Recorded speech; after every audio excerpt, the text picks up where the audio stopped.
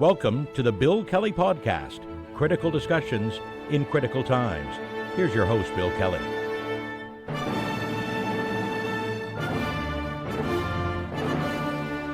Welcome to another edition of the Bill Kelly Podcast, critical discussions in these critical times. Pierre Poilievre is a slam dunk to win the by-election coming up later on this summer and, of course, get back into the House of Commons and do what he usually does best against Mark Carney and the Liberals. Or is he a slam dunk? Well, that may be in question. And it's an interesting dynamic to see what's happening in that by-election because of some of the people involved in it, but also some of the attitudes of the people who are going to be voting. The election, of course, is going to be held, the by-election is going to be held in the riding of Battle River Crowfoot up in northern Alberta. And it seems as if the biggest contender for that seat, besides Poilievre, of course, is somebody named Bonnie Critchley, who is from there, who's making a lot of noise, and a lot of people are listening to that noise right now. Interesting to see just how this is starting to play out. You may have seen Bonnie. She's getting a lot of national attention. I watched her on David Cochran's Power and Politics on CBC, the interview she did with David just a few days ago. And she's making a lot of sense to an awful lot of people. So maybe that result that everybody said was simply a done deal, that Poilievre would breeze to victory in that riding, may not be as easy as some people seem to think. The dynamic here is simply that, well, what happens in a lot of by-elections, quite frankly, the residents of those communities, and in this case it's going to be Battle River Crowfoot, oftentimes are rather resentful that they get used by political parties. Now, let me explain. And I think the Poilievre example is a great one like this. The leader of the party doesn't get a seat. So they want him in the House of Commons. I mean, I know that Andrew Scheer right now is kind of running herd as the House leader for the Conservatives, but they want their guy. They want Pierre Poilievre to be in the House of Commons. And by the way, the idea that he's their guy may even be in question too, but I'll talk about that in just a couple of minutes. So in the process is supposed to be, and we saw it play out here in this particular riding, is some member of Parliament who did get reelected in a quote-unquote safe seat gives up that seat for their leader to run in the by-election.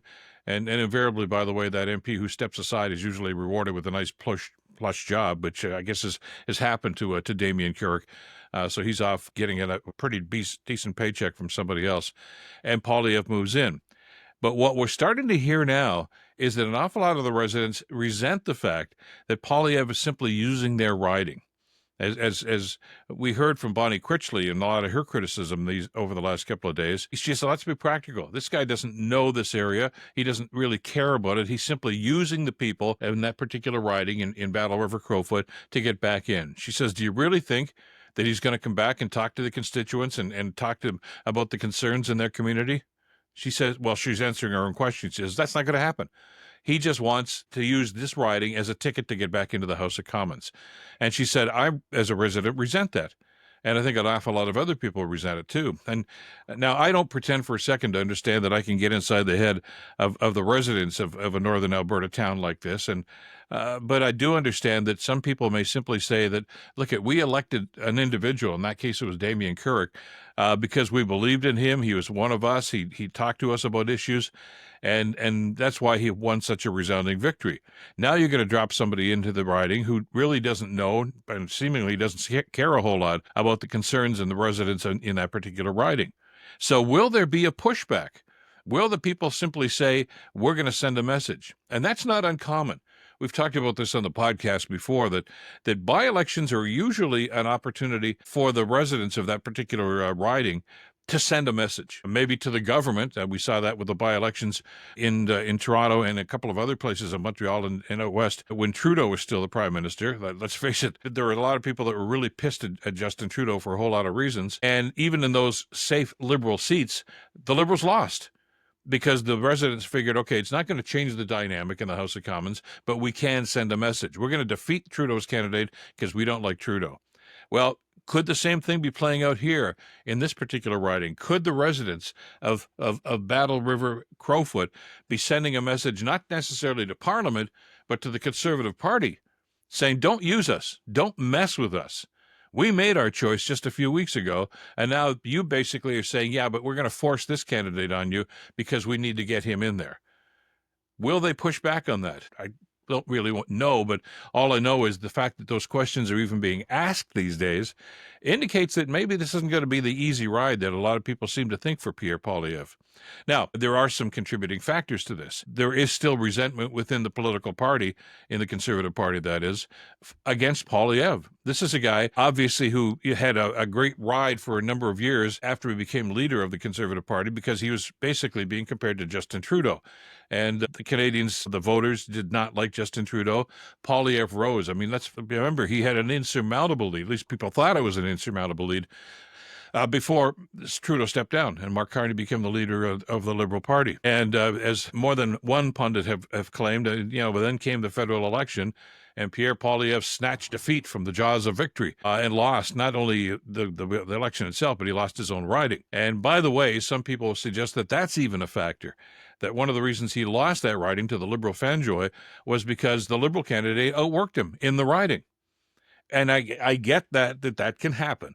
When you're the leader of the party and you want to be the prime minister, you do have a responsibility to the party to be a national candidate too. You've got to go from coast to coast to coast to try to garner votes in all areas. I understand that. But you can't turn your back on the people that put you there.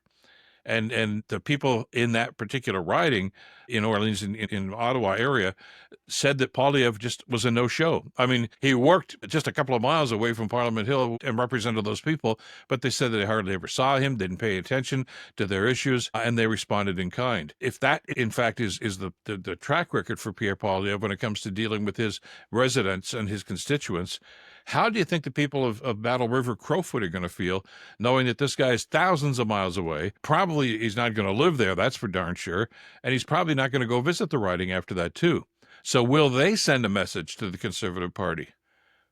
That remains to be seen, but it's a very interesting question to deal with. The other part of this, of course, is Poilievre himself seems to be getting a lot of pushback from within the party. And we referenced this on a previous podcast from a couple of folks who were out at the Calgary Stampede, which, of course, is the gathering spot for members of all major political parties, the leaders. The Prime Minister was out there, Poilievre was out there, the NDP leader was there, and the photo ops and the pancake breakfast, etc. But a couple of people, John Iverson, Andrew Coyne was there, and even Brian Lilly from the Sun newspaper chain, all seem to be of the opinion that the love that was felt for Poilievre in previous campaigns and previous iterations, especially in Alberta, doesn't seem to be there. There was no outright disgust toward him, but I think a lot of Conservatives are disenchanted with Poilievre at this stage. And I know there's going to be a leadership review later on.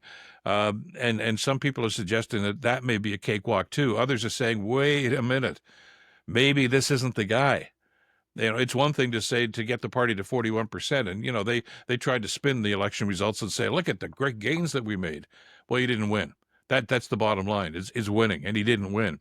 And now a lot of Conservatives are questioning as to whether or not he's the guy that can take them over the top.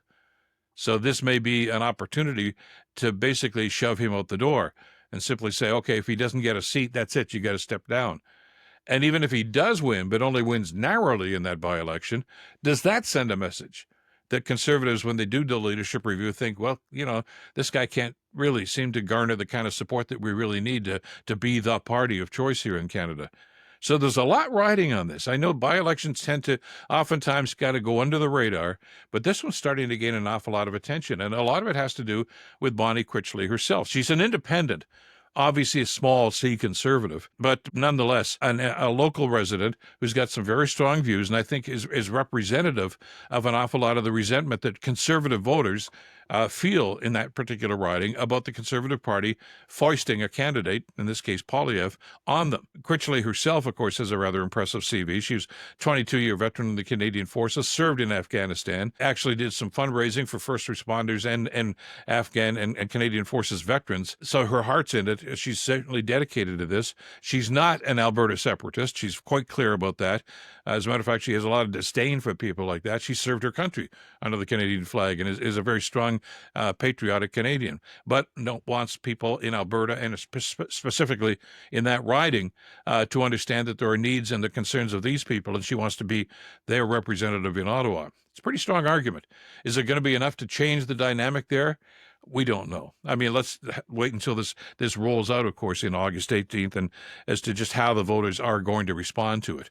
But for those of us, and I was talking about this on the podcast, and many others have since election night said, look, oh, this is a done deal. This is a riding that voted so heavily conservative last time. How can he not win? Well, now there are some questions about that as to whether or not he's going to win, or if he's going to win with such a huge mandate. It's an interesting dynamic, and it's one of these things that could have an impact on the political landscape in this country, certainly on Pierre Poilievre's political future, as to how he's going to win, and even if he does win, by how much. Because the pressure's on this guy right now. He can't just win this by a couple of points. He's got to win this big to show that the Conservatives' voters are still behind him. And right now, that's a question that I don't think, in all honesty, even Poilievre can answer. We'll see. That's it for this edition of the podcast. Thanks, as always, for being with us. Thanks for joining us on whatever platform you get your podcasts, on Spotify, Apple, Blue Sky, Substack, YouTube. Great to have you with us. And by all means, as you always have, keep the feedback coming about what we're talking about here, and give us your thoughts on some of these key issues as well. Thanks, as always, to Madeline Kelly for the great work putting this one together. I'm Bill Kelly. Until next time, stay in touch and stay informed. Bill Kelly Podcast brought to you by Wizen's Law, personal injury lawyers. Listen, you didn't choose to get injured, but you can choose the right lawyer. Wizen's Law, 905-522-1102 or wizenslaw.com.